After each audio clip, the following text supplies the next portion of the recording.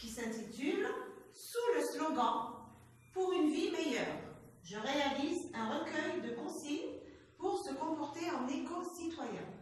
Donc, nous allons commencer par la séquence 1, qui est « J'incite à l'utilisation des énergies propres », qui veut dire « Alors, nous allons étudier tout ce qui se rapporte aux énergies renouvelables. Énergie renouvelable, énergie verte ou énergie propre.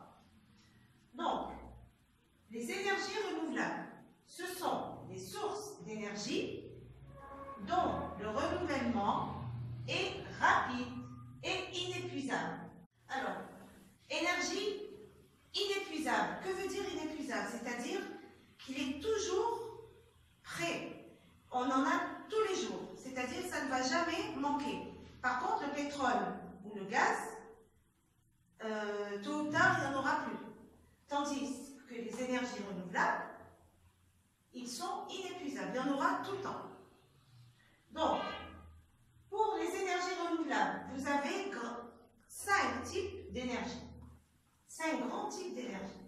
Vous avez l'énergie solaire. Grâce aux rayons solaires, nous avons de l'énergie. Vous avez l'énergie éolienne, c'est-à-dire grâce au vent, qu'il faut qu'il y ait du vent qui souffle, bien sûr, pour avoir une énergie éolienne. Vous avez aussi l'énergie hydraulique. On obtient l'énergie hydraulique grâce aux marais, aux barrages et au courant marin, c'est-à-dire la mer. Puis vous avez la biomasse et la géothermie. Biomasse. Alors, c'est quoi la biomasse? Tout simplement, c'est la matière organique d'origine végétale. Donc, vous avez des résidus alimentaires, du bois, des feuilles, des champignons. Tout ça, ce sont des matières organiques végétales. Et celles d'origine animale, donc vous avez par exemple des cadavres d'animaux, vous avez des êtres vivants du sol. Donc, tout ça donne de l'énergie. Vous avez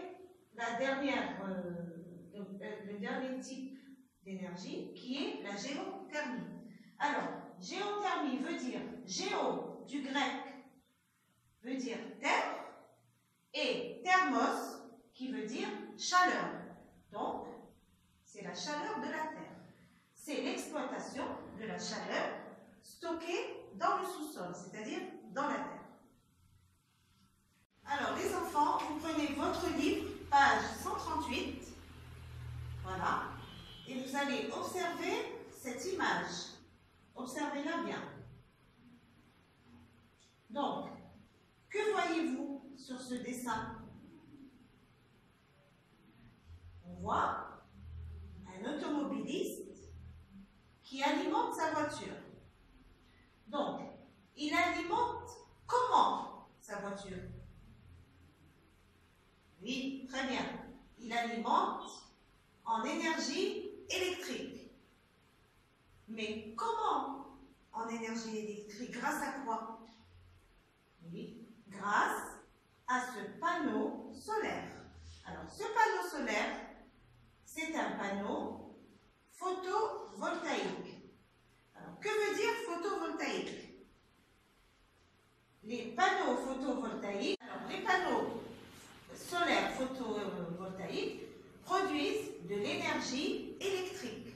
Grâce à quoi? Grâce au rayonnement solaire. D'accord? Vous allez écrire, les enfants, la définition des panneaux photovoltaïques. Les panneaux solaires photovoltaïques, on peut dire soit les panneaux photovoltaïques, soit les panneaux solaires photovoltaïques, produisent de l'énergie électrique grâce au rayonnement solaire, c'est-à-dire grâce au soleil, aux rayons du soleil. Regardez les enfants, la deuxième illustration. Alors c'est toujours l'automobiliste qui alimente sa voiture en énergie électrique, toujours. Mais cette fois-ci, ce n'est pas un panneau photovoltaïque, mais une éolienne, donc c'est toujours le même principe, l'éolienne produit de l'énergie électrique. Grâce à quoi cette fois-ci? Grâce au vent. Bien sûr, il faut qu'il y ait du vent, hein, un vent qui souffle. Donc, allez les enfants, allez-y à la page 139. Nous allons lire les questions.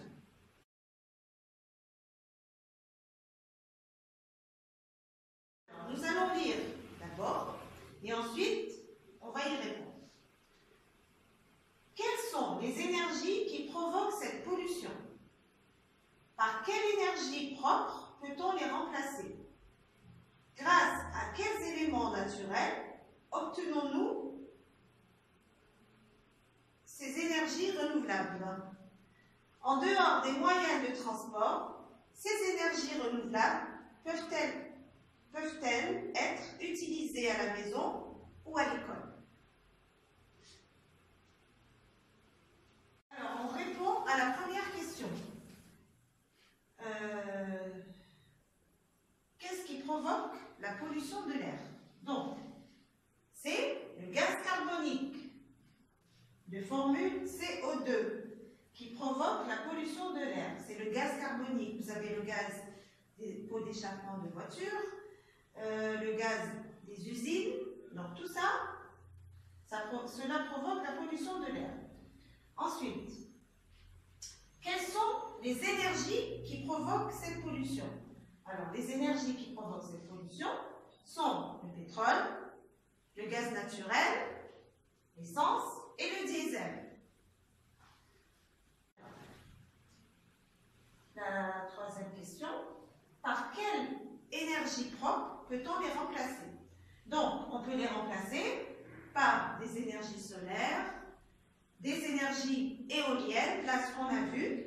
Vous avez d'autres, vous avez les énergies hydrauliques, la biomasse et la géothermie. D'accord? Donc, grâce à quel élément naturel obtient-on ces énergies? Alors, les éléments naturels sont le soleil et le vent. D'accord? Ensuite, alors, la dernière question. En dehors des moyens de transport, ces énergies renouvelables peuvent-elles être utilisées à la maison ou à l'école? Alors, qu'est-ce qu'on pourrait dire? Moi, je dirais oui. Nous pouvons les utiliser à la maison ou à l'école, mais cela reviendrait cher. Les enfants, là, on va faire un petit test. Vous allez vous exprimer et dire pour quelles raisons devons-nous favoriser les énergies renouvelables. Je vous laisse quelques minutes pour le faire. Allez, les enfants, on répond à la question. Donc, nous devons favoriser les énergies renouvelables pour préserver la planète et réduire les émissions de gaz carbonique. Alors, les émissions veut dire rejet. Le rejet des gaz carboniques comme les pots d'échappement, par exemple. Alors, les enfants, on va prendre la page 140 et on va lire ensemble le texte, le premier texte et le troisième texte. Donc, on va lire ensemble le texte 1, produire de l'énergie. De plus en plus de villes produisent l'énergie dont elles ont besoin. Elles utilisent les ressources locales et créent des emplois sur place. Pour cela, il faut recycler les ordures ménagères et les transformer en énergie, qu'on appelle la biomasse. Vous vous rappelez de la biomasse? Ensuite, recourir à l'énergie solaire en installant des panneaux solaires pour chauffer l'eau et des panneaux photovoltaïques pour produire de l'électricité. Placer des éoliennes lorsque cela est possible, bien sûr. Il faut qu'il y ait du vent. Voilà, donc tout ce qu'on a fait du début du cours, nous avons étudié ce qu'étaient des panneaux photovoltaïques, un panneau éolien et la biomasse. ce sont des déchets soit végétales, soit organiques.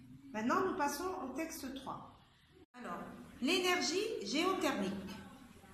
Dans les profondeurs de la Terre, les roches sont bien plus chaudes qu'en surface.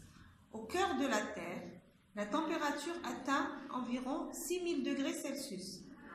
Dans certaines régions, l'eau souterraine s'infiltre dans les roches brûlantes et remonte à la surface sous forme de vapeur. Cette vapeur naturelle peut être utilisée pour générer de l'électricité.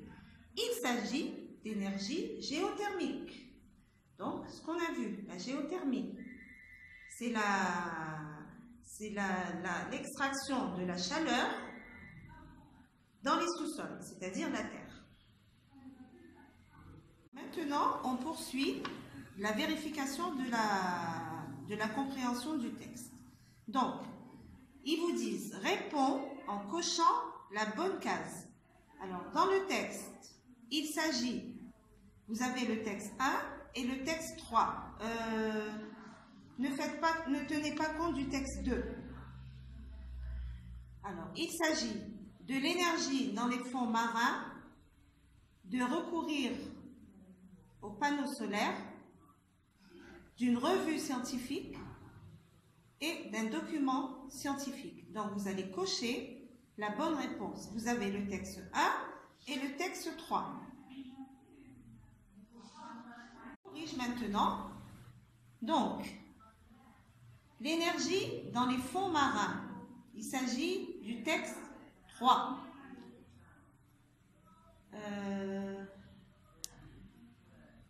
De recourir aux panneaux solaires. Il s'agit du texte 1, oui. Et d'une revue scientifique. Il s'agit du texte, toujours du texte 1. Et pour terminer, d'un document scientifique. C'est le texte 3. Très bien. Donc maintenant, nous allons à la page 142 et nous allons lire le texte. Pourquoi devrions-nous utiliser des énergies renouvelables? Alors, pour ne plus dépendre des carburants fossiles tels que le pétrole, le gaz et le charbon, qui, en plus d'être très polluants, vont s'épuiser rapidement, il faut investir dans l'énergie solaire technique qui consiste à utiliser l'énergie du rayonnement solaire, installer des fermes éoliennes qu'on appelle aussi parcs éoliens ou centrales éoliennes. Cela consiste à regrouper sur un site un grand nombre d'éoliennes. Le site doit impérativement se situer dans un lieu où les vents soufflent fortement et régulièrement. Développer la biomasse en utilisant les matières animales ou végétales brûlées pour produire de la chaleur. Pour satisfaire la demande croissante en énergie de la population mondiale, le développement des énergies renouvelables devient incontournable. Rappelons que ces énergies sont inépuisables et moins dangereuses pour l'homme et l'environnement. Alors, on va vérifier la compréhension du texte en posant quelques questions. Quels sont les carburants fossiles cités dans le texte? Deuxième question, quelles sont les énergies dont parle l'auteur dans le texte? Troisième question, d'après l'auteur, que doit-on faire pour ne plus dépendre des carburants fossiles? Quatrième question et dernière, pourquoi le développement des énergies renouvelables est-il devenu incontournable? Alors, on va répondre aux questions. Quels sont les carburants fossiles cités dans le texte? Alors, les carburants fossiles cités dans le texte sont le pétrole, le gaz et le charbon. Alors, deuxième question. Quelles sont les énergies dont parle l'auteur dans le texte? Alors, ce sont des énergies solaires, éoliennes et vous avez aussi la biomasse. Troisième question. dépendre des carburants fossiles. Alors, qu'est-ce qu'on doit faire? On doit développer les énergies renouvelables. Alors, quatrième question et dernière.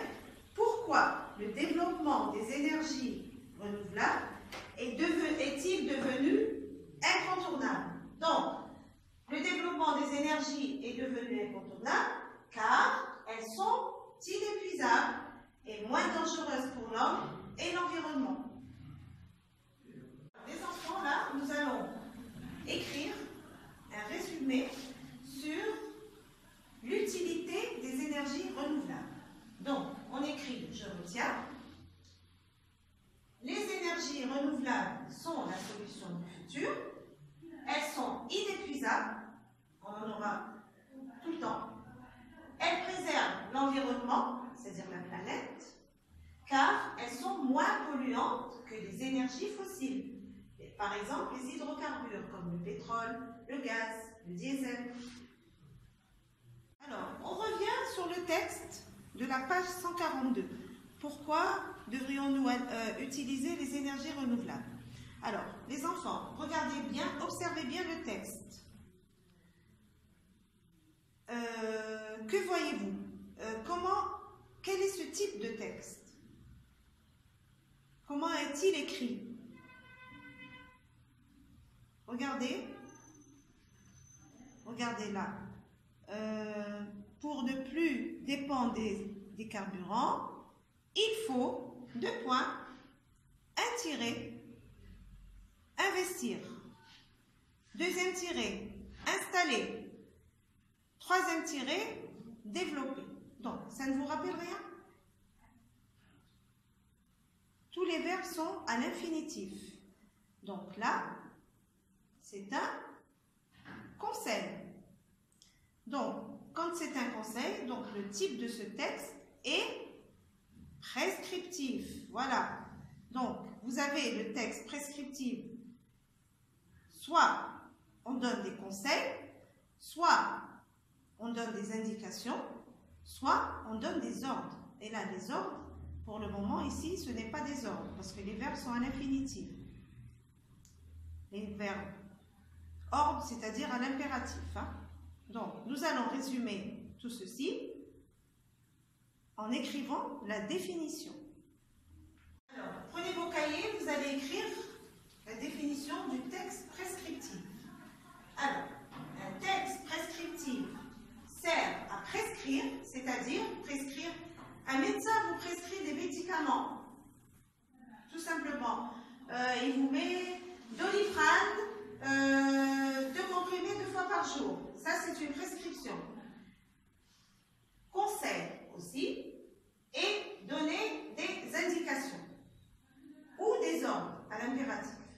Donc, il est constitué d'une introduction, toujours, avant l'énonciation des règles. Voilà.